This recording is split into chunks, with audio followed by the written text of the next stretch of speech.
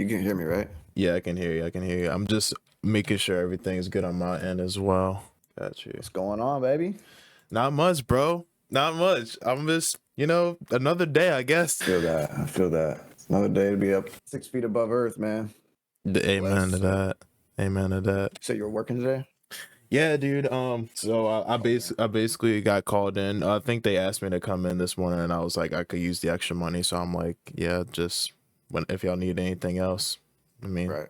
they got my phone number, so yeah. Hell, bro. Hell yeah. Yeah, bro. I'm so glad like we actually got the time difference aligned and everything, because usually that's like the biggest hiccup between everybody, especially like if they're not from the same area as I am, which is basically the East Coast. Right. So You're on East Coast, right? Yeah. Yeah, bro. I mean, it's nice being a producer, so I can kind of make my own schedule. I can plan for whenever, bro. Whenever is easiest for everybody. I've actually never done an interview either, too, so it's kind of cool. Yeah, so I was gonna say, like, obviously I recorded off the rip, and we kind of talked about that before, like getting on video. But I remember, I was going through like your tag stuff and everything, and I saw that there was it wasn't an interview, but it was sort of like a small write up that you did, a long ass time ago, and I wasn't sure like if this would if that would technically count towards like having like an interview. Was it the Pollute Your Soul one? Yeah. It was sort of like giving a small description of like Phonk and then like your influence on everything. Yeah, I mean I think that was, I don't even know when that was, but I mean, yeah, it was just a little write up that I did, but I haven't done like an actual podcast or like a in-person interview too, so that's pretty cool. So you're my first one. Yeah, dude. Like I always say, what's up? I was gonna say I saw the work that you did with Young Demon and St. Pawn and all that. I was watching that last night and today. It was pretty cool. Good vibes and shit. So yeah, like, dude. Why not? I usually tell people it's a conversation because one, a lot of people say it's their first interview. Obviously, you already said that's your first interview, video interview, et cetera, et cetera. But I know like the biggest thing or the biggest hurdle that I know a lot of people mess up, and it's kind of like why I don't listen to certain podcasts and stuff like that. I need to know the person, and I gotta make sure that they're comfortable, because a lot of people, they don't like to get on video if they're like in the like a lot of the producers that I talk to, a lot of people like to stay in their rooms by themselves, or they don't want to get their face out, et cetera, et cetera. And I know there's a lot of people that are probably gonna watch this too that are gonna think, okay, so if he can do this, I can definitely do this, or like get my name out there in the future. If there's someone that is literally just like me or started exactly where I'm at right now. Right. No, 100%, bro. I do know people, like Young Demon, he's anonymous, one of my good friends. But, I think podcasts and stuff is a good way for people to learn. Even if you are kind of anonymous, a good way for people to learn about that said person, you know what I mean? Yeah.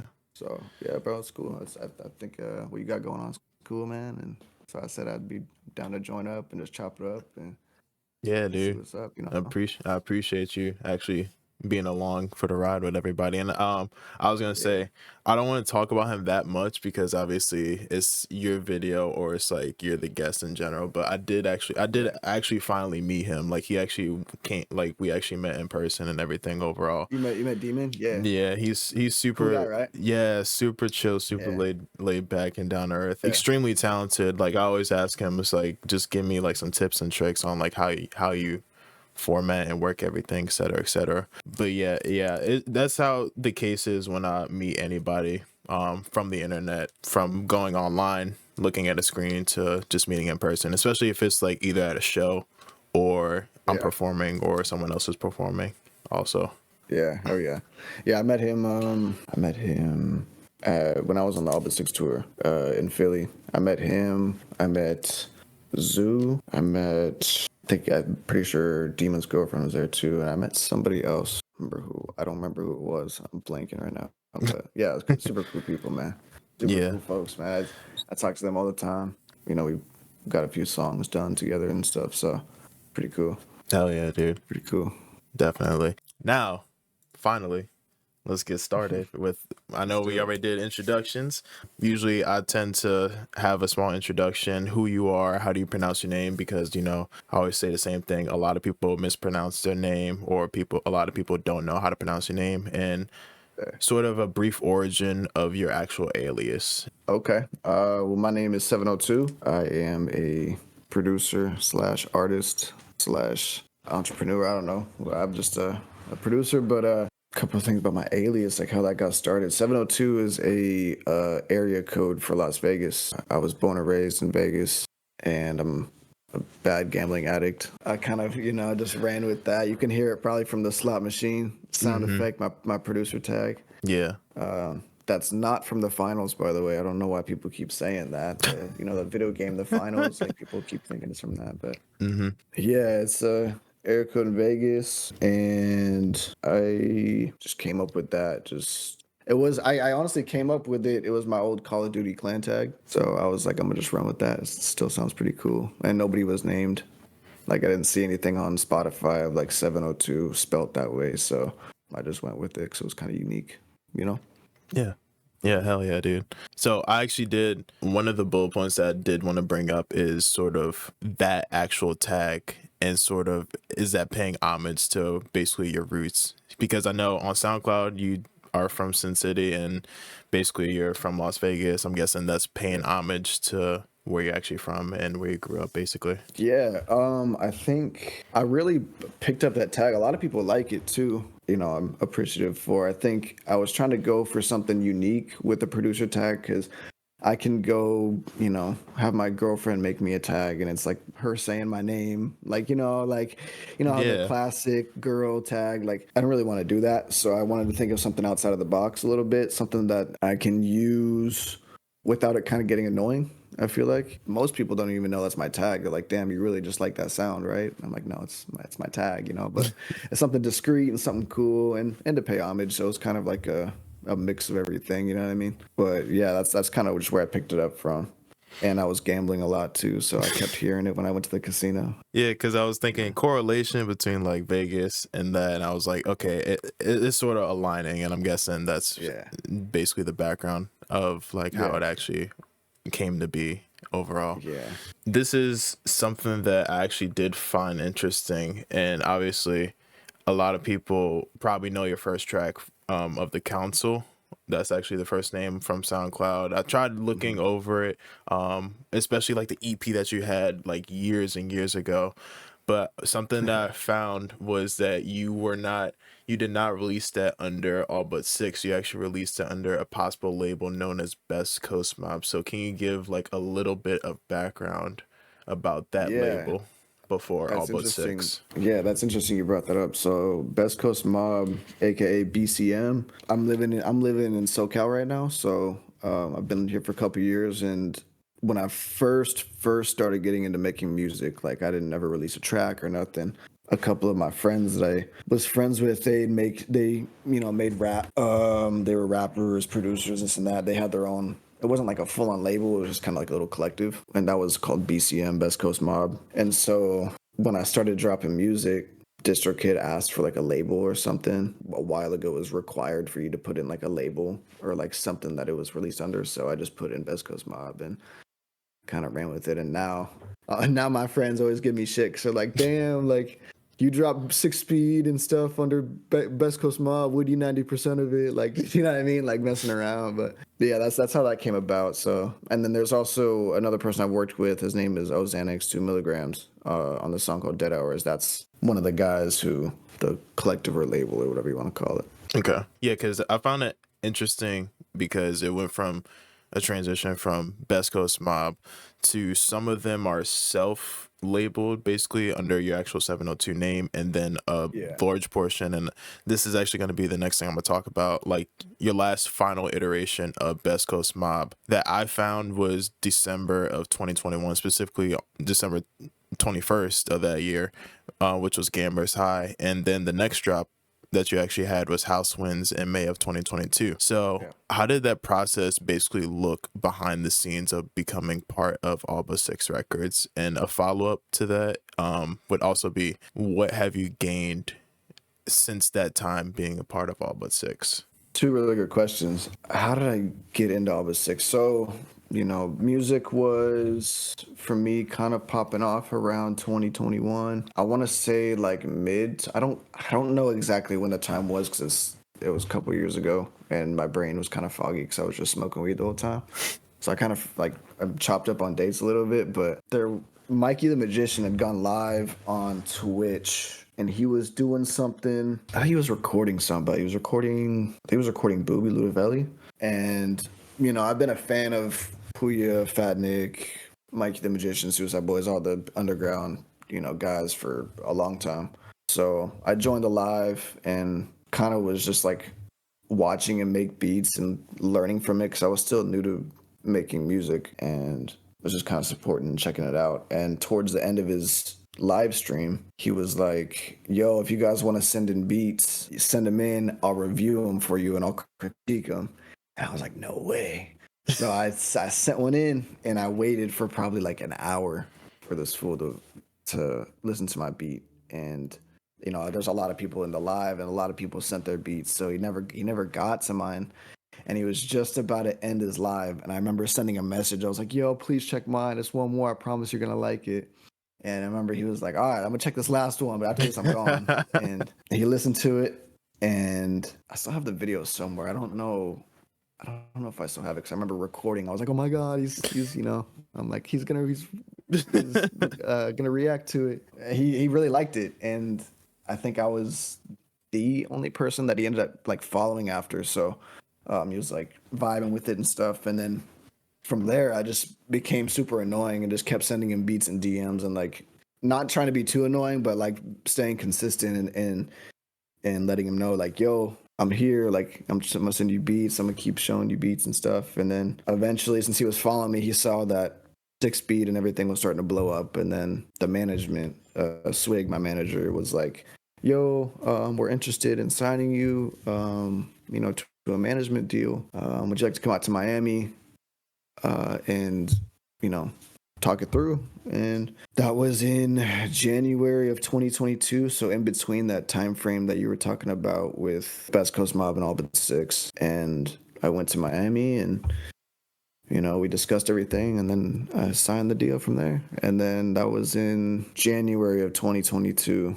And then that's when I dropped House Wins, the next one after that, with them. Yeah, so that's basically how that came about. And then what I've gained from AllBut6, I mean, I could go on and on and on for hours about that, but they've done so much for me. Everybody on that label, having mentors and stuff like Mikey and other big producers, being able to meet Rocky, being able to meet, I've met so many people through them, but meeting all the artists that come into the AllBut6 studio and working with people, getting placements with, Ramirez and Terry Reid and Puya and all that, they my management helped me out from not getting completely sued for using the samples and stuff. When I was making money off, the samples, they helped me clear everything properly and got me out of trouble there. And they took me on tour. I mean, there's so much I can go on and on about that they've helped me with. So I'm eternally grateful for them bringing me aboard. And yeah, like those fools are awesome. Those are my brothers right there. Hell yeah, dude. I would say that's similar to each group that I talk to. It's sort of like a brotherhood, and I can see it, like, especially how well you talk about them, or how it's not just like a friend, it's sort of like a mentor, somebody that you can see that's not even blood related, that you either were a fan of or you looked up to in some way, shape, or form. This actually isn't a question, but what has kind of changed from being a fan to being next to those guys? Dude, that's a really good question. I think it's been really cool for me being on kind of both sides, because like I said, I listened to these guys all through high school. I mean, for what year are we in, 2025 now? I mean, at least 10 years I've been listening to these guys. So turning into kind of a colleague was inspiring because I'm trying to think about how to explain it. I have that consumer ear still because what I used to listen to them, I'd know what people like, this and that. So I think them kind of bringing me aboard helped me bring that consumer ear, because when you're an artist, you know, you kind of get, you don't always know what's popping, what's not popping. Sometimes you just make music, and that's what these guys do. They all just have a love for music, and they make what sounds great to them. They're really passionate about it, and I think it still has that surreal feeling of like, damn, like I'm recording, you know, Fat Nick right now, or I'm recording Puya right now. Like, it's still like, sometimes I'll be, you know, making beats in a studio session, and I'm like, damn, like I'm really doing this right now. I'm really like making beats. Like, it's just crazy to me. Like, this is insane. I think that's worn off a little bit now, just because I've been with them for a couple of years, but it definitely picked back up when we were on tour. And like, you know, the last song of each show, Puya would play Southside Suicide, and just everybody on stage, like it was me on stage this time instead of being in the crowd. Like, it's a surreal feeling, you know. I don't really know how to explain it, but super blessed. And yeah, it's just, I guess, kind of surreal, you know. Yeah, dude. I think it sounds similar to how a lot of people it's not even a lot of people, it's maybe like 3, 4, 5, maybe even 6 DMs every once in a while when it comes to like the impact on how videos are, or like even your reels. Like you that can be a perfect example in your eyes too, of like how big of an impact that can be. The number can be extremely high, in the millions, hundreds of thousands, maybe like tens of thousands, even like hundreds of likes, thousands of likes, hundreds of thousands of likes, and it just wouldn't hit you until like months, if not years later. And Yeah. that's sort of what I'm feeling almost every single time I'm working with somebody, or I'm talking to somebody, having a conversation with somebody. I really don't see the impact until someone outside talks about that impact that I made, which is, it keeps me humble, and it also shows me that I'm also growing in some way, shape, or form as well. So, oh, for sure, bro. I think getting outside perspectives from things really like helps ground you. You know what I mean? And it helps like just give you a new perspective on where you're at and what you're doing. You know, because sometimes I think in the moment you kind of get lost in it because, you know, for whatever reason. So yeah, I mean, it's definitely something that can hit you later, and it still does for me too. It takes a little while to process things, you know. going from music to being a fan of the car community, because that's something that I gotta like touch a little bit of basis with, because I tried counting the amount of tracks that you actually have when it comes to artwork, when it's either a JDM car, a lowrider, etc., etc. So I want to ask this in a way of like, what's like your fascination, or like how did that intersect with the music overall? Because I see it a lot in your artwork, I see it in your covers, I see it in your reels. It's like your titles for your reels, it could be songs to racing games, bring this song to the car community, etc., or even just a quick edit of a track that you're dropping. So what's that connection to the car community for you personally? I think that all started when I got a job I was valet at a casino. And so driving a bunch of different cars as an 18, 19-year-old kid, I just started getting fascinated with it. And I mean, through high school, you know, here and there, I'd play racing games and stuff, but I had a Mazda 3 in high school. Like, I plasti dipped the rims, like thought I was legit. I like chopped the exhaust off it so it sounded like crap, but yeah, man. But I got into it. I was making, you know, decent money at the time at valet, and I drove a S2000 in valet, and I was like, wow, I need one of these like right now. So I went and found one. That's the blue S2000 that you may have. I don't know if it's in any of my cover arts anymore. I know when I first started making beats, I used a photo of it. Yeah, let me see if I can posting beats. pull it up. I know I saw it was a red S2000 that I saw. Yeah. No, yeah, a red S2000 and a blue S2000 also. Like the first two art, like Apparition and the Council. And then the Council, the Council was my blue one. Yep. Yeah. The Council was my blue one. I've owned 4 of them. Jeez. Yeah, dude. I like got obsessed with those things. I bought a wrecked one. Like, the thing was totaled and I was gonna rebuild it, and then that was just going to be way too expensive. And then I found the blue one. So I sold the wrecked one, bought the blue one, got fired from my job at Valet wrongfully. And then COVID hit. So I didn't really have any money. Sold the blue one, kept getting a bunch of the EDD loans, the pandemic assistant stuff during COVID, and then bought a silver one. And then sold that one and bought the red one and then wrapped that, and that's history from there. But yeah, I love those cars so much. Yeah, I was gonna ask. I saw on your, well, it's considered X, but I'm gonna just call it Twitter. There was a Supra in your banner, and I wasn't sure if that was yours or if you did a photo shoot with it. That was the red one, right? Yeah. Yeah, that one I sold the S2000 and bought the Supra, and then I think when it was right. Oh yeah, and then it was right when Supra dropped the manual version. I have a buddy who works at like a Toyota dealership, and then he let me trade it in for the gray Supra that you've probably seen recently. Dude, it seems like you're deeper into like the car community than I actually expected. Like I thought I was like deep in it, but like that's just on another level.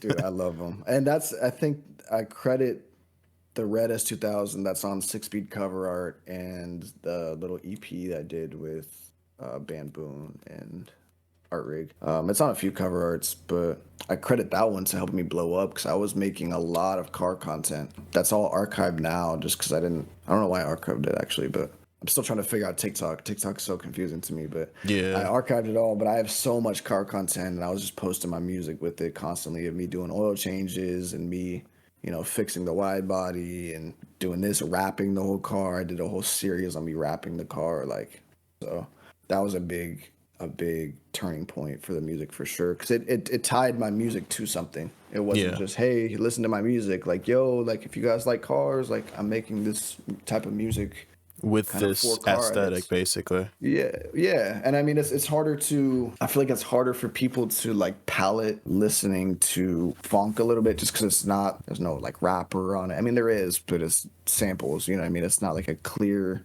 rapper, so people do listen to it.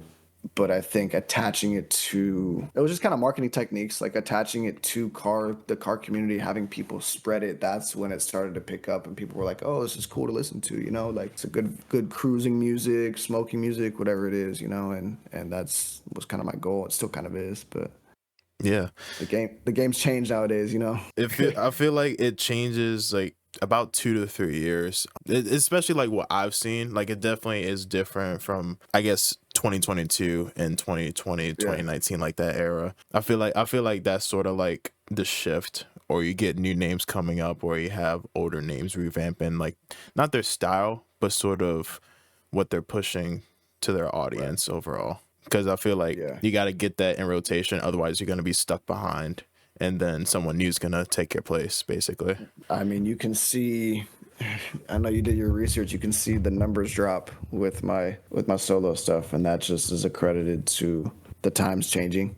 People, now doing the Brazilian stuff. I don't even know what people are doing nowadays. I have no clue. I haven't really kept up with the Brazilian funk, like whatever funk is like trendy now. Yeah. But that it's very quick. It's very, very quick nowadays with TikTok. Like people will be viral for a week. They'll have a viral song for a week, and then next week it's the next person. It's the next person. It's hard to keep up with that, This genre, or just the name, is so fast paced. Like you kind of lose track, like the names and overall, like who's not, I would say, on top, but it's sort of like the people that you heard that were on top or signed to the biggest labels. I think a good example is like Black Media at the time, and probably even still now, was like a big name, and now other labels, people signing or just starting something on their own, et cetera, and it's just a rinse and repeat at this point. Yeah, and it's insane, crazy, like how fast it's going. Dude, I can't keep up with it, bro. It's something new every week, and at that point I don't even think it's worth it to try to ride these trends, you know, because they go so fast and it just doesn't seem like quality music. You know, it's like kind of people are trying to work for quantity and just trying to get some stuff out there to make a quick dollar. It definitely got monetized. Like Phonk definitely got monetized really quickly with these big labels. You know, I guess that's a double-edged sword because it's good for artists that make money with it, but bad for the kind of origins that it came from. You know. Yeah. But it is what it is. I think that happened. The same thing happened with dubstep and like EDM. Yeah, like, you know, early 2010s, maybe, like in that decade, or that decade of time. Going back to cars real quick before like we continue talking about that conversation. What's your dream? Yeah. What's your dream car? Because that was actually a question before I wanted to move on to something else. If you haven't owned it already, dream cars gotta be like, oh my god, I have so many. The Jeez. first one I would probably get would be like a NSX, like a '90s NSX. I just love the body style. I love two-seater cars too. You're familiar with NSX. are you familiar with the, I don't know what year body they built. I'm pretty sure they started like 2017 or 2018 with the new Oh, the new NSX. ones. Yeah, Those things like are sweet those too, are dog. I fucking do. I Need for Speed, I'm telling you that right now, dog. That's the first car that I fucking drove like in Need for Speed Heat, dog. I'm telling you that right now. Those things are tight. I was gonna say those two. I think I would. I mean, I'd definitely try to get both. I would try to get definitely a '90s one first, just because they're more rare Yeah. because they're from the '90s and people are crashing them left and right, and it's hard. They're just going up in value. So, but yeah, no, I mean, both of those NSXs are so fire. GTRs are cool. I mean, kind of the basics, like car guy stuff is what I like. But yeah, I would probably say NSX for sure. Definitely, dude. Like, How I about you? remember, well, obviously NSX. Uh, All right. I remember when I was younger. I can't remember specifically. I know like the last 2 3 years. I don't know when Need for Speed Heat came out, but as soon as I started playing that, I was like, yeah, I'm interested. I'm more interested because when I was younger, I used to play Midnight Club religiously. Like I used to, I think I That's sucked, my game. dude. I sucked ass at that shit. But the one car that I always wanted, that I always went to straight up, would have to be the Hummer. Like the Hummer, the eight. I think it was the H3 specifically, and I think it was in Yeah. yellow too. Like in all the pictures that Mm-hmm. I've seen, that car is really fucking nice. But the gas mileage on it is straight ass. That's the only fucking problem that I have with At it. like 3 miles to the gallon, bro. Those things are Exactly, insane. Those things are exactly, insane, bro. dude. But they look so What fucking nice. That's the thing. what midnight club did you play? I played three. I'm pretty sure it was the dub edition. Like I played that on the PSP. I think the PlayStation 2. If I think like the thin skinny version when I was Yeah. younger. The PlayStation's the Slims. Yeah, yeah, yeah, I ran yeah. through like three of those, bro, because mine was always broke. Dude, Like, I had the thick one. No, my brother had the thick one, and then I don't know what the hell happened to it. Like we were moving, and I'm pretty sure he lost it. We found it like years later, but that was like the only wow. thing I asked for Christmas. Like I want my own PlayStation 2 and just a memory card so I can just play that shit to death, dog. Dude, I have so many. I have mine over here. I have a bunch of old, like, bunch of my old consoles. I kept all of them, but I have my PlayStation with a bunch of like my Midnight Club and stuff, bro. Those are so classic. Like, you can't ever get rid of those, bro. Like, I had to keep them. I had to keep them for life. Yeah, But dude. I think those things are Fast and Furious, even though it was hella cheesy, like all the explosions and like it going from like actual street racing to like, yo, we're fighting Martians at this point. Like, what the fuck? I still think going back to like the first like couple small steps, but I can definitely tell where it started when I was interested in different cars, specifically like the JDM market, especially like yeah, different tuners and shit like that. yeah.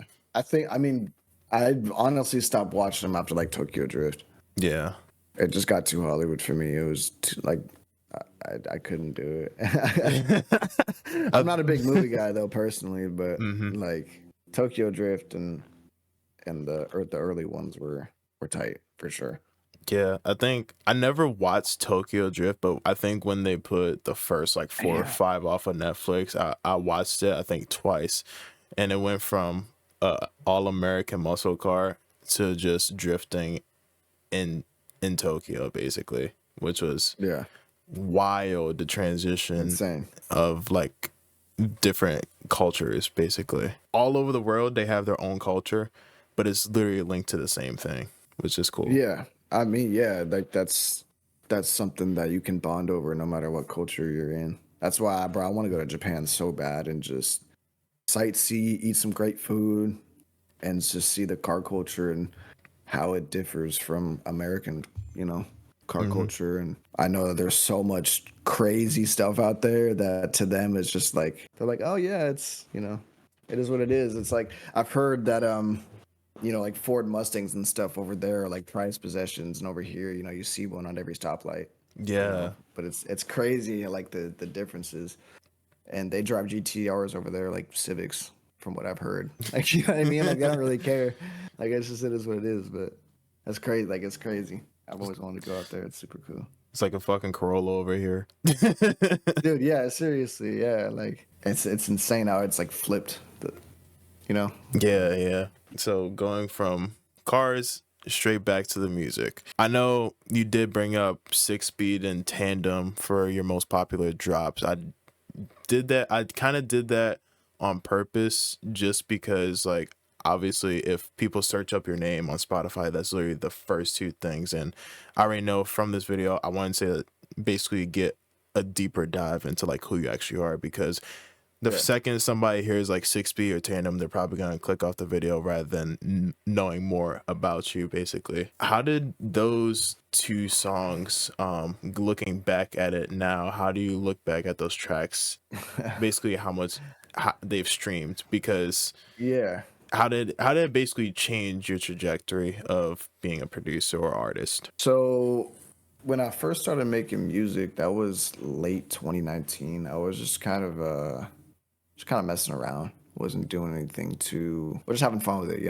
I downloaded FL Studio and was just like, yo, let's try this out. Let's just have fun. And I just started making Suicide Boys type beats, Ramirez type beats, whatever it was, and posting them on SoundCloud. And as I progressed through time, I was listening to a lot of music too, and I just found inspiration from a lot of smaller artists. When I say smaller, I mean like not like Puya, Suicide Boys. Like it was a lot of Phonk artists. And from there, I just started making stuff like The Council and started, just kind of doing whatever. And then I heard a track.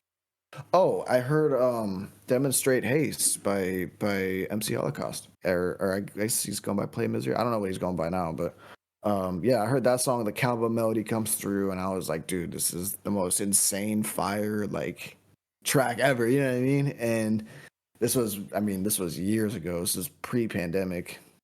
And I started making beats with cowbells, this and that. This is before any cowbells were like viral. I think maybe Pharmacist might have started gaining a little bit of momentum. Like I think he probably had to have had like maybe 500,000 to 1 million plays. Like it wasn't anything crazy, but he was It was blowing something. up, It was basically something versus every other artist that's like a couple hundred, maybe a couple thousand versus this song.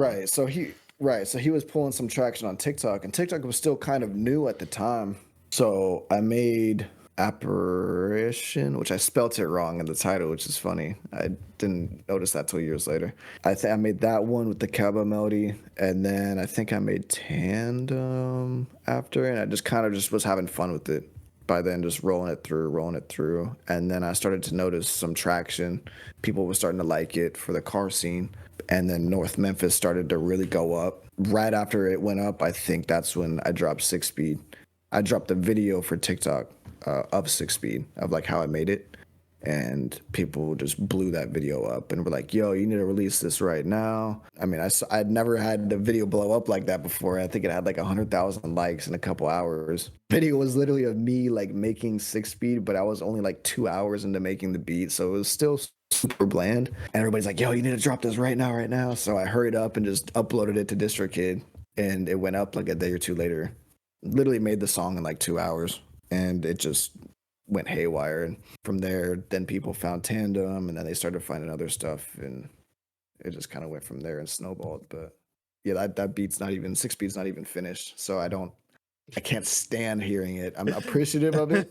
I'm eternally grateful that it gave me a platform, but I just wish I had another hour to work on it. You know what I mean? Yeah. And because it's super bland. People fuck with it at the time, and they Yeah, still kind of fuck with it too. yeah. I mean, it's still my biggest streaming song. It's not doing anything crazy anymore, but people are always still like, yo, I still listen to that song to this day, and I get SoundCloud messages and DMs and stuff of people saying that they still like it, and that's cool. I'm glad somebody else liked it. I mean, when I made it, I liked it at first, but then once I started getting tagged in a lot of reels every day and hearing it so much over and over and over, it was like, all right, like It's kind I of wish I would have fixed that. repetitive. I wish I would have fixed that so much, but Hmm. to other people, they don't really, to the consumer ear, they don't know like what's missing. You know what I mean? It's just in my head. I hear what's missing. But yeah, man, I know a lot of people do, to get back to your question, my bad. The trajectory, you're talking about like trajectory, right? And like Yeah. how that shaped. Because I think a lot of people, I think I said this before, like comparison is like a thief of joy. And it's sort of like if you don't see those numbers or the high statistics that you anticipated, a lot of people tend to quit. You seeing Yeah. those numbers, like how did that impact you in making more tracks and dropping more projects? I mean, the biggest thing was I was having fun making music. I think, like I said, this all kind of happened during COVID, and I was able to collect some pandemic, like government fund help because I had lost my job. Well, I got hired to a new job after I got fired from valet, and then my like employment was on freeze because of COVID. And so I was able to collect unemployment through there because I needed to make money. You know what I mean? I had bills to pay. So once I started seeing money come through on the DistroKid and starting making money from streams, it was like, whoa, like, okay, I don't have to rely on this pandemic stuff anymore. And maybe I can actually take off with this and run if it keeps going. And sure enough, it just kept snowballing into something bigger and bigger and bigger. And then, before I know it, then I'm getting a call from a management company, which is now AllBut6, and they're like, yo, like, we want to help you out. And so it just all it was all a blur, you know what I mean? But I think that trajectory definitely inspired me to like take it seriously. Once I saw real numbers and like real money and like people were actually enjoying it, I was like, okay, maybe I'm onto something here, Yeah. And then just kind of went from there. I think after a while, I mean, you could even kind of see it with my discography. I kind of got tired of making that stuff really fast because it was fun to make, and then it just got oversaturated because then we have everybody and their mom is blowing up off it left and right from what I'm seeing. Like, I just got oversaturated. And so I kind of got out of it, and I was like, you know what? Like, I feel like I'm in this music shit for the wrong reason a little bit because I was kind of getting too excited for the money and not for the passion of it, and I kind of lost that like genuine feeling of making music. And so that's when I switched back into like the OG Phonk and stuff that I really like to listen to. I actually like to listen to. Yeah. Yeah, man. I think that's really about it. Yeah, dude. I just kind of wanted to know because, there's a lot of people that don't know the story about certain artists, and Yeah. you know that story behind the artist now. And basically, fucking Christ, my chair. You basically know that they kind of had the same thoughts as somebody else that's probably getting started as well. It's sort of like going back to what I said earlier, comparing yourself or seeing somebody that started in the same shoes as you, started with the like a smaller amount of a following, and then look at them now years later working with different artists, rappers, etc. Like you can see the growth from just starting or putting yourself out there, basically. It's everybody's journey is different, got lucky with a lot of things, and definitely I don't take that for granted at all. I know some people who have been in the music industry for 15 years and haven't really seen like real numbers or like real change, and they are honestly more talented than even I am, and so I think there's a difference between making music and like as a hobby and then as a job. And I think the big thing that a lot of younger people don't utilize as much is marketing, because that's honestly 70 to 80% of a career in music is marketing and marketing properly. I mean, you've probably heard songs before that aren't very good, but they were marketed properly, and now you see they're generating a lot of streams and all that, and 6 speed. But I for anybody that's mad at me that I ruined Drift Funk, I want to raise my hand and apologize, because that was not my intent. I ruined Funk. I guess some people say I ruined it. I'll agree with that to an extent, because I brought it to TikTok and I really mainstreamed it. But whoops, I didn't mean for that to happen. The biggest fucking mod bad on the planet. Yeah, that's on me as hand up accountability. You know, it is what it is. I didn't mean for that to happen. I will say though, I do know. My bad if I'm getting on a tangent here, but I have been really speculating on how the genre changed that fast. And I know that funk is really big in Russia, and it's a huge, that's a huge staple for the genre, is that whole country. And I know that when the whole Russia Ukraine situation was going on, Spotify banned Russian users from using Spotify. So I think why it kind of flipped into the more Brazilian stuff, and it didn't stay with the kind of Russian drift funk sound so quickly, was because it got banned right away. And then the Brazilians were like, oh cool, let me just, then they started blowing up, and then it started going across the globe differently instead of just coming out of Russia, because a lot of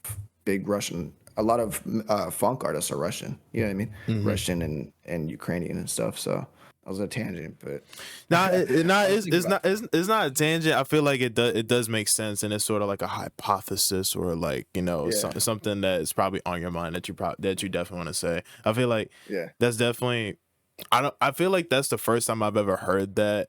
I think what I've said in the past is sort of like funk's iteration in another country or another continent. That's basically what the difference is to me. You see people drift, Russian funk, hard style.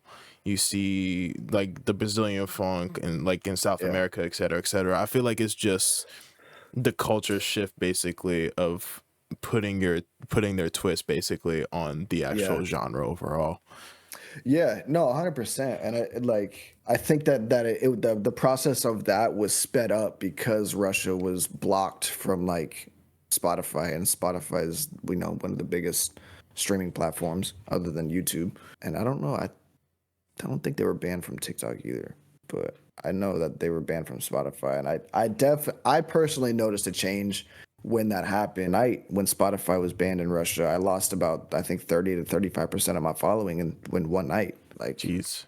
Overnight, I saw my follower count drop insane from that ban. So that's just my hypothesis, but it could be true, it could not be true. I'm not too sure, but this genre has just gone so fast. I can't keep up with it. It's crazy. It's crazy. I feel old, bro. I feel old in this shit, and I'm only 24. I feel like I. Damn, we're the same age. Fuck. Yeah. Fuck, we're the same age. Suck. Holy really? Shit. Give over to that. So I know you did go on a tangent, and it actually lines up with what I actually brought up after 6 Speed and Tandem, which was, while I have been following you recently, this is how I worded it. There was a recent theme in your reels in terms of showing people the, in quotations, real funk. And you can go over it again, because it's basically the reasonings, or a better word, the driver to starting that series of videos. So I'm guessing you already answered it, but was that the reasoning to you starting the series of videos that you put on Instagram and TikTok described as showing people the real funk? Yeah, I think the real reason was just because, I wanted content ideas, and I know that if I say real funk, there's going to be some people who are going to comment on my post talking about, oh, this isn't real funk, or people are going to try to hate and be like, oh, Brazilian funk is real funk, this and that. I'm just trying to engagement farm kind of a little bit, And also, while I'm doing that, kind of educate people, and what most people are listening to isn't real funk, you know what I mean? There's people will say, oh, there's subgenres, but you can't take a banjo from a country song and throw it on dubstep and call it country dubstep. That's You know, like I feel like that doesn't make sense. So, you know, people are kind of just putting the word funk on any kind of genre and calling it a day, and that just kind of defeats the whole purpose of the genre itself, you know. Yeah. So I think I'm kind of doing two and two, trying to educate people a little bit and also just create engagement and try to see if anybody gets mad. Like, you know, that's just like extra engagement on my post, and it's just little marketing techniques for artists who are trying to, you know, go viral or whatever. I'm guessing I think that's the reasoning besides like the yeah, engagement and everything. Okay, I got you. yeah, the engagement, and just, you know, I just wanted people to either comment on the post or just be a little bit more informed, because, you know, I see people using synths and whatever instrument they want and then calling it funk, and there's not even cowbells in the in Yeah. the songs that people are calling funk. And so I'm so confused how people went. I mean, of course, there's with real funk, there's no cowbell. That's not what I'm saying, but people were at least saying Brazilian funk was funk because of the cowbells, but now they're just like regular like Brazilian funk songs, which is different. Yeah. And people are calling it funk, and it doesn't make any sense, you know. It's just like completely confusing, but Yeah. it's basically like now something completely different. You gotta Straight actually, up EDM. yeah, Like, it's not basically. even like, at least if you're gonna call something funk, at least have a cowbell in it. If you're gonna completely mislabel something, like at least at least have a cowbell or something in it, so at least you can say it's drift house funk or whatever. Because that, like, I'll let the house stuff slide a little bit, you know, like the vintage '90s kind of like Some of that stuff funk is or really something. good. Some of that stuff is really Yeah, good, low yeah. key.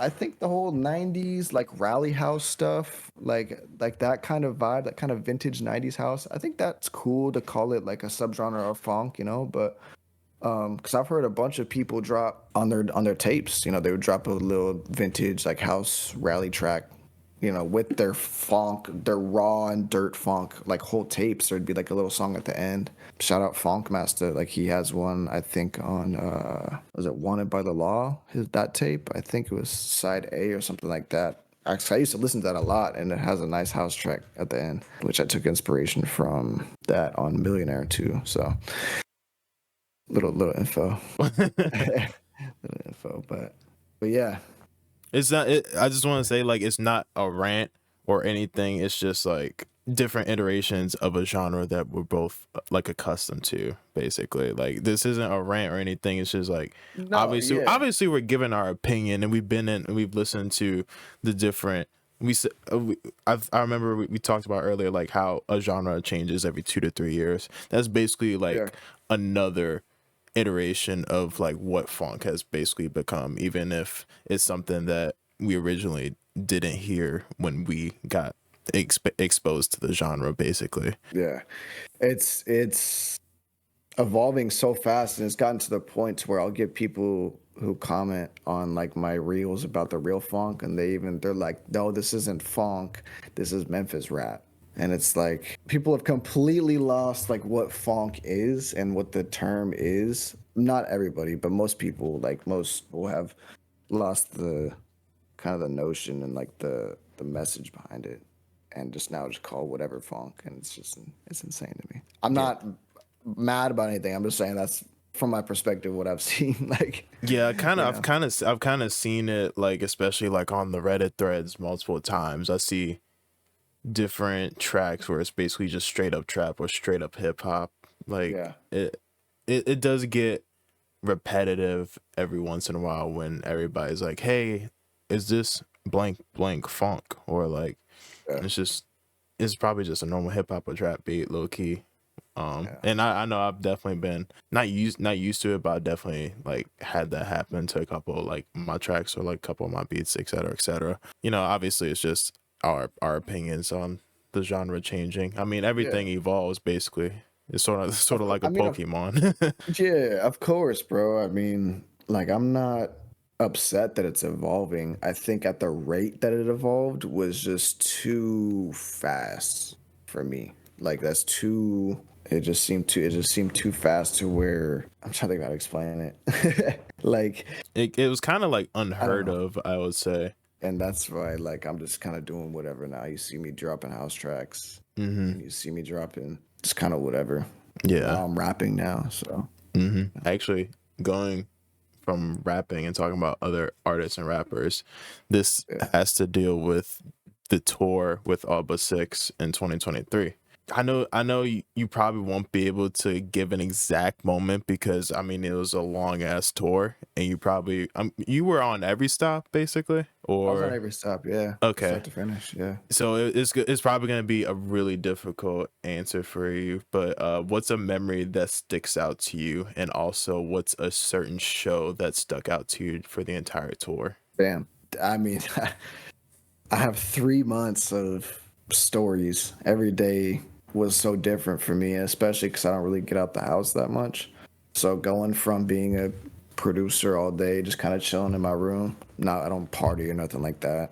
You know, I'm like an old guy, bro. I literally golf like a week, once or twice a week, That's crazy. and make music. Yeah, So simple life, simple life. yeah, bro. I just like to relax. But good memory. Honestly, it's not necessarily just one, but I think traveling. I can give you one specific, but I think my best memory as a whole was traveling and being able to try different foods at different cities. Cause Fat Nick knows where to eat.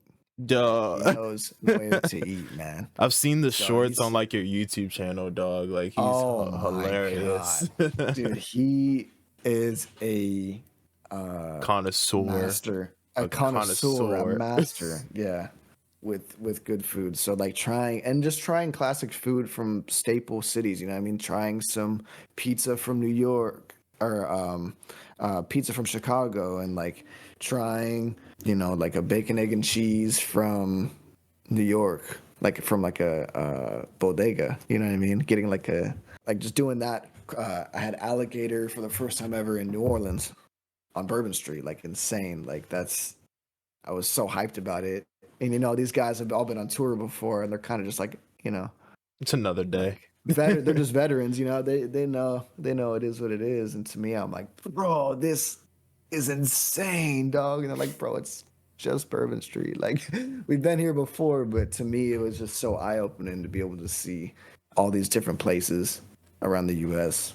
But one specific memory for sure was being in Chicago, and I was with Tara Reid, and it was my first time going into a Supreme store. I really like Supreme, so I went into the store, into like an actual Supreme store for the first time. It was really cool to see that. And then I went into New York store as well. That was really cool. The best show, I would say number one would have had to have been Denver, just because of the capacity. This was my first tour ever, so being on a tour this big was a big eye opener. But I had never been so nervous to open up a show than I did in Denver, because it was sold out. I think the cap was like 4,000 people, dude. Jesus. And yeah, and so usually most of the shows I would go out first because I was the opening DJ, and I would DJ for Sal Strip, Lou, and Mikey the Magician for their sets, and then we as DJ Marcus would take over after that. But so I would go out and kind of warm up the crowd, and in some cities, you know, there would only be, you know, just people starting to funnel in. It depends, like, you know, maybe like 100 to 200 people. Like, it wasn't like crazy big in some cities, but going out into Denver when there was, I think we let them funnel in for about 2 hours before the show, or an hour before the show, because there was so many people. And I go out there and there's like 3,000 people out there, dude. It was insane. Jeez. Like, it was insane. But and like these big label guys were there, just kind of just chilling out, hanging out. Man, yeah, I don't know if there's a video out there somewhere, but they had changed the set times. I don't think people were out there for an hour extra. I think it was, I don't know. They changed the set time to where it was like 5 minute difference from what I'm used to using, or what I'm used to doing. So I'm sitting there like warming up the crowd in between Lou and Mikey. And I'm like, yo, Denver, if you guys are ready for Mikey, make some noise. Crowd goes wild, like erupts. Yo, if you guys are ready for Mikey, make some noise. And I start playing his song, and the beat drops, and I'm like, where the fuck is he at? I was 5 minutes early, so he wasn't even Oh out yet. shit! I think he was in the bathroom or something. He wasn't even like ready, Just mid which was my piss. fault, super my fault, dude. And my manager comes out, he's like, yo, like chill, like he's not ready yet. And I was like, I'm just playing with you guys. I'm just playing. He's not coming out yet. And the crowd was laughing and stuff. Yeah, that was so nerve wracking, dog. Like that was the most fun show ever. Like once I was locked in, and like other than the mess up, but you know that shit was so much fun, bro. Denver and then Vegas was cool seeing hometown, like playing in the hometown. Phoenix, Arizona loves the underground scene, like loves the underground scene. So they always go crazy, crazy out there, and a few other cities too, but they're all kind of like tied with each other, you know. Yeah, But the Denver, Vegas, and Phoenix are probably like top three for sure. definitely. So if anybody hears this, and if there's another tour being booked, first 3 cities, I guess. Yeah, Definitely, definitely. yeah, for sure. That's just my personal top three. I think maybe other guys will say something different. Like playing in Tampa was cool, probably for the Florida guys for South Strip and stuff because they're from out there, But I think like sentimental wise, to me, those were the top three. Gotcha. Not saying any other cities weren't good because every show was fire. Yeah. So don't get mad at me in the comments if Nah. I didn't say the city. It's like, why'd you talk about Hawaii, dog? Yeah, it's like there's some cities I don't even remember going to. That's how much you guys traveled, I guess, basically. It was just the lag. Like it was tiring on me for sure. I think it was like damn near 3 months. Yeah, I was just like fuzzy the whole time. Yeah, dude. And then you talked about like how the guys would probably say something different versus like a different city, especially since you guys are all on tour together for damn near 3 months, which is actually crazy. Like I actually looked at the actual flyer. I'll probably put it up in the future for like a short or like a clip or something.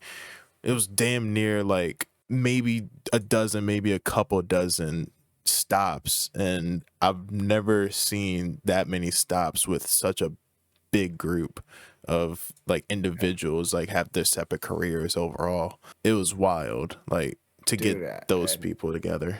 Yeah, and I mean everybody killed it, man. Like I'd shout out to everybody who put that together. Shout out Swig too, my manager. He's such a hardworking guy. Like he takes his job so seriously and he's so passionate about it, and he just makes sure that everybody's good, and he makes sure his what's the saying? His I's are dotted and his T's are crossed. He makes sure everything's on point, and even if that comes at the sacrifice of his own sleep or whatever it is, he's working overtime always, and such a good person and brother to me, and everybody else too. Everybody on the tours. It was South Strip's first tour, I believe. They killed it. They did awesome. Lou, he did awesome. Everybody did awesome. Mikey, I think it was his first tour, kind of rapping instead of I think he was DJing a long time ago for like Suicide Boys way back. But now he's rapping and stuff, so he killed it for his first tour, and it was just a brotherhood the whole time, man. It was so much fun. Puya always kills it. Fat Nick, Tara Reid, super cool touring with him. Ramirez too. It's probably so many names. It's probably so many names that you're definitely forgetting. Like, I mean, yeah, there was a few like the lighting guy and stuff and all that. Marcus, DJ, of course. But everybody. I mean, dude, it was such a smooth tour. Like we didn't have any issues. I feel like tour has like little hiccups with like sometimes a bus breaks down or something, but nothing even really happened like that I can think of. Like it just was so smooth and like it was perfect to me. Like it was definitely like life changing for sure. Mm-hmm. Definitely, dude. I can definitely hear it in like how you're actually talking about it too. I know you also. Obviously I know you're part of AllBut6. This is gonna tie into like those guys as well. Yeah. It can be inside the actual label, so it can actually be in AllBut6, or it can be outside, like the people that are featured on a tour as well, or even outside of that as well. But name someone that actually shocked you that you were able to work with on a track or project. Probably Young Gravy. Yeah, that just was surprising because I did the song, I produced the song "Bitch Again" with Young Gravy and Puya. It was on Puya's Gator album, I believe. Yeah, it was Gator. And I didn't even know he was really on it until about a week or two before the album dropped. And Puya sent me the song back. And he's like, I sent him the beat and he rapped on it. And I didn't really hear much. I just know he rapped on it. I didn't really hear too much from it because I was on the East Coast. I wasn't with him every day. And then he sent me the song back and it was Young Gravy on it. And I was like, whoa, like this is insane. What? That was like such a crazy collab. Like it was a crazy crossover. So that was cool. That was in the shock factor of like, I didn't expect that at all. Yeah. I think most other guys that I worked with, working with Tara Reid was cool. That was really cool with the little tape that we got. I was like half produced. I half produced Chrome Caskets. So that was pretty cool as well. Being in the studio and working with him was tight. It was super tight. Yeah, dude. Yeah, dude. And then if you were, this is the last question, and then I'm gonna do like everything that I usually do at the end of the videos. But if you were, since obviously recording this, uploading this is gonna be out public this in the next couple of months. This is recorded in 2025. Let's just say we're going back 5 years from now in 2020. Like imagine we're just back in 2020. What would you tell your younger self that you know now? Like any piece of advice. It could be either for your younger self or a producer back in the day with what you know now. With what I know now, and knowing that I was gonna be on this path of like kind of like, I mean, blowing up, I guess, and coming up on money like that, definitely would be to be more financially responsible and not gamble, but and do your taxes for sure. If you ever come up on big money like this and you're a musician, please do your taxes because that will come back and bite you later for sure. But as for like music wise, I could say the cliche stuff, which is all true, but it would just sound cliche. I would probably tell myself to just stick true to yourself. You know what I mean? Just to not worry about the numbers. I would honestly tell myself to delete Spotify for artists off my phone and to delete all these data tracking. At least like don't look at the data because that can get really discouraging. Data is good information to learn off of, but getting infatuated with the data and watching it every day and trying to see what's going up and going down can be mentally straining after a while, and it can lead to you being too like what's the like a perfectionist, right? Yeah. And that's what happened to me, honestly. Once I got signed, I kept looking at the data and it started to go down a little bit, and I got a little bit more self-conscious with it. And then I started doing, I mean, I think I have 2 Brazilian Phonk tracks because I started to try to, I like sold myself out a little bit, I wasn't making what I wanted to make at the time really, but I was doing it for the numbers and was trying to go viral and this and that and this and that. And, of course it's okay to, like I said earlier, to look at numbers and use numbers as information, but I got too infatuated with the numbers and that's what caused me to be a perfectionist. So yeah, definitely just stick true to yourself and make music and have fun. Have fun making music. Don't get mad about nothing, like don't get mad at yourself. Like just have fun. Like I never got mad once painting a painting before because I was just painting with colors, like just have fun with it. Like Yeah. that's all music is art. And it's a learning experience. And if you're getting mad at yourself, then just step away, take a break, and come back when you feel inspired. That's about it. Yeah, dude. I feel like that's probably the best advice for anybody that's just starting out, especially the numbers thing. I definitely know like that's a big thing for a lot of young, not younger, because obviously we're kind of young. I mean, we're the same age literally, but yeah. new and upcoming artists that are just getting started. Like that's 100%. that's actually some real advice. Yeah, To I give think anybody. it develops. It can not always, but it can develop bad habits, and that's what I'm saying. Like sometimes I do still use my data and my numbers to see is this content working for marketing, this and that. But I've learned to have a balance with it and to not look too deep into it, and just to use it simply as information and not a judgment on if my music's not good, if you know, this and that and the third, like strictly for information to progress, you know. Yeah. And if you try something, my bad, I'm still going, but if you try something and it doesn't work, don't get mad, because at least you tried it.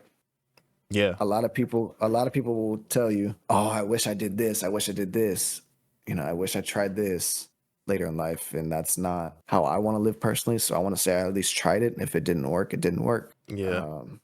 It's better than it's better starting than like not starting at all. Yeah. Basically. And you know, if you start it and you don't like it, then you found out it's not for you. You're not wishing down the road later in life like, oh, I should have done this, I should have done this, you know. At least you tried it. Like, shoot your shot, you know, shoot your shot, and it might stick. You might make it, you know. Yeah. And last piece before any promo or like any shout outs, I always do this for anybody. So there's two things: guest call outs and guest questions. So basically, if I basically, this is the time for the guest to ask me anything about me or like et cetera, and it's also a time for like guest call outs. So anybody that you will want on a future video, literally anything, anybody that's possible that comes to your mind. The guest call outs, I'm trying to think here. That's a good question, because you've talked with Demon and you've talked with all those boys, and I talked to those boys about 90%. I don't really talk to too many other people in the Phonk scene like that. Do you know any Russian? Do you know any? I wish, dude. I want to talk to. You could maybe. So I wanted to talk to Ghostface player for the longest time, but like I don't know if there's like a gap between us when it comes to like a language barrier, and also Roland Jones too. Like that's another guy that I really want to talk to. Yeah, I would say maybe it'd be cool if you could talk to like 870 Glizzy, if you know him. If you know who that is. Yeah, he's cool. He'd be a cool artist to talk to. Or like maybe talk to somebody else in Vegas. You could talk to somebody else in Vegas. Vicious Vampira, she's another Phonk artist. Killer Manis is from Vegas as well. He's a fucking goat. I don't know. He stays anonymous though, so I don't know if he'll be able to. I don't know if he'll be down for that, but yeah, Yunk. Maybe Yunk would be cool too. I'm thinking of more rappers, but Yunk is awesome. He'd be a cool guy to talk to. Yeah. And questions for you. What made you get into Phonk? Like, how did that come about? This might be like the fifth time, like me saying like the origins of like how I got into the genre. Let's switch it up then. Let's do it. Let's switch it up for you. Okay. Okay. I can still answer it like after this. So didn't you did touch on that a little bit? Actually, I'm thinking about it with Young Demon. I'm pretty sure. Yeah. Okay. So where do you see yourself in 5 years with this? I've always wanted there to be like a big festival for the genre overall in America. I've always talked about that.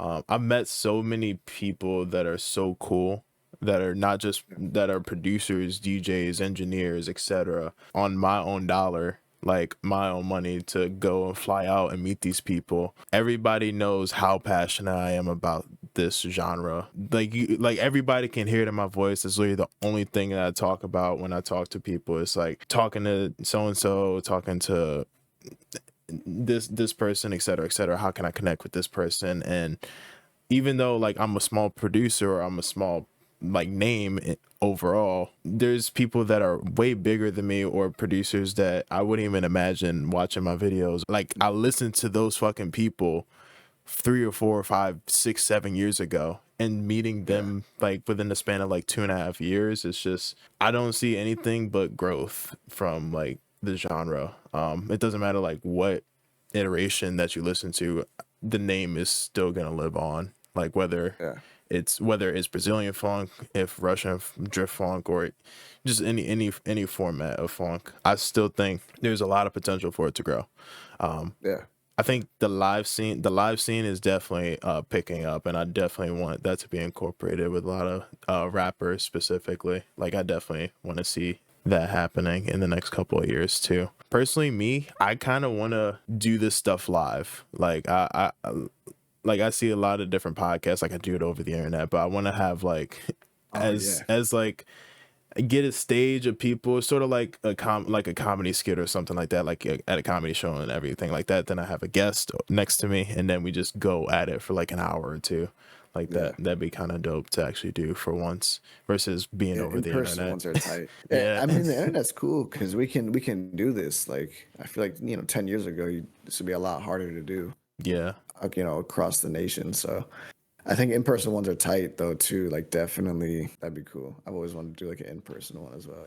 This feels like in-person enough though. And I'm in the comfort of my own home. Yeah. Yeah, dude.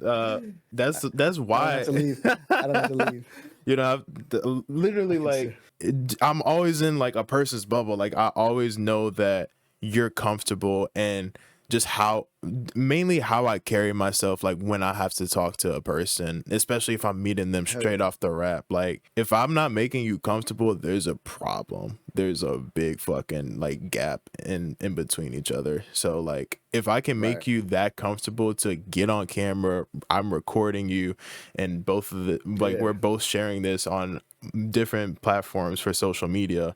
Like, I gotta be on the same page at the bare minimum. At the bare minimum, when it comes to this type of stuff. Hell yeah. It was great, bro. I think, like I said, I've watched a few other videos, so it's cool. It's entertaining, man. Like, you're killing it right now, and it's always a journey, bro, that I try to enjoy while I'm in either a struggle or just always enjoy the journey, like always take it in and soak it in. And it's cool being a part of like kind of because how long have you been doing this for? The videos I've only done for about 2 years, producing and being in the scene probably since the pandemic. So like 2020, 2019-ish, basically. Okay. So yeah, I mean, you're still so fresh into it too. Like, it's cool me being on here early and stuff. Like, I appreciate you taking your time out of your day too to bring me on. And you're my first interview too in person, so it's kind of cool. So I appreciate it, bro. Yeah, definitely. You're killing it, man. Definitely, dude. I appreciate it, and I definitely know like a lot of people are putting the work in, even though like no one sees it. If you're watching this video, just keep putting the work in. That's all I gotta say, because you never know who's watching. That's one thing I've definitely learned. Like, you never know. Like, it could be like 12 views on a video. You never know who's one of those 12 people that's watching a video. You never know. And I'm honestly, I like to listen to a lot of music that probably has less than 5,000 plays on things, like less than 2,000 plays on things. Like, I like to find really like hidden gems. So, anybody can be listening, man. Anybody can be listening, like you said. So just keep at it and play your cards right, as I like to tell people, and make your own luck, and eventually you'll hit the jackpot, God bless. One day. God bless, dude. And last thing, any shout outs, anything that you want to promote, anything for the next minute or so, I would say, basically, and then we could just wrap it up after that. Yeah. Of course, I want to shout out first to anybody who does listen to me and support my music. I mean, I wouldn't be doing this right now if it wasn't for you guys. And to be put in the position I'm in is all because of people who do support my music and listen to my music. So, I'm eternally grateful for you guys first and foremost. I'm also, shout out to AllBut6, everybody on AllBut6, Mikey, Puya, Fat Nick, South Strip, Lou, Switch, my manager. Shout out my manager, Swig. Wouldn't be here without you, bro. I appreciate you for everything you've done for me. All my brothers on AllBut6. Everybody that I met along the way, shout out to, Young Demon and everybody at ODR, Zoo, Kato, all of them. I'm forgetting some people. The Za's hitting crazy right now, so I'm sorry if I forgot you. Shout out my homies, Chris and Lennon, who were part of BestCoastMob, as I was saying. My homie Donovan, who showed me Suicide Boys in 2014. He was the one who kind of like put me on to all this underground shit, so shout out to you. And yeah, and then anything that's coming up this year, I'm dropping a song a week for the whole year, so I'm already on week 4, I think. I'm dropping a song, I don't remember on what day, but it's in February. You said this is going to be posted in a few months, right?